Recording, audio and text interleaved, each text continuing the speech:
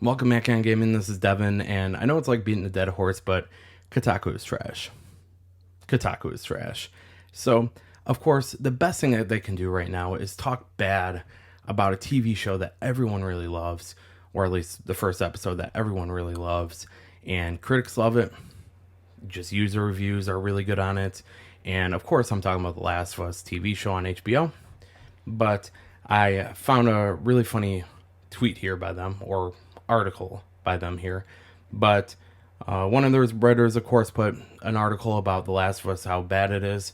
So what they say specifically here is The Last of Us makes for a good TV show, but it's a tough watch after a real world pandemic.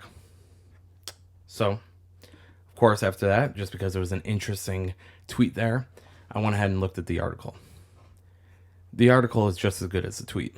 So, the first thing that they say here about it is, and I'll do it how they specifically have it here, I'm barely a minute into the premiere episode of HBO's TV treatment of The Last of Us, and I'm already uncomfortable. No one's died yet, and no one's speaking in a cringeworthy Texas accent. Okay. But as the two experts chat about the threats to human society from airborne illnesses, I personally think that that was one of the best parts of or one of the better parts of the episode too. Is just because they give us sort of a background of what was going on in that. And I mean, you could feel uncomfortable just because of, what happened to the whole world during that time, all the shut lockdowns, all the people getting sick and that. Very understandable. But I mean, when are we supposed to talk about this kind of stuff? When can we have TV shows, video games, movies about this stuff? I mean, what is it supposed to be like South Park when you can only wait 22.3 years to talk about something that was, a disaster? I don't know, but I guess we can't make a TV show like this, right?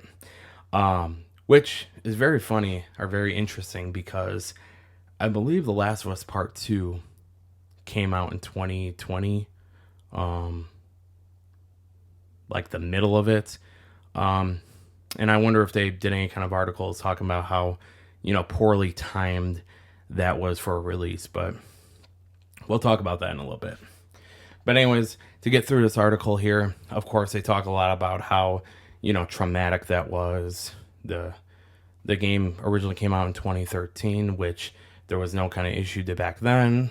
And, of course, there's almost a whole paragraph about how the administration during 2020 was just so horrible and it did such a bad job, which, typical journalism.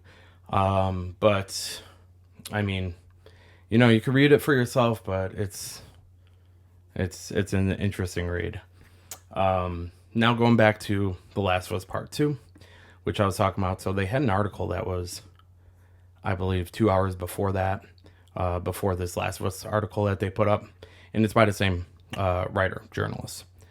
And it was basically like the best video games to play in 2023.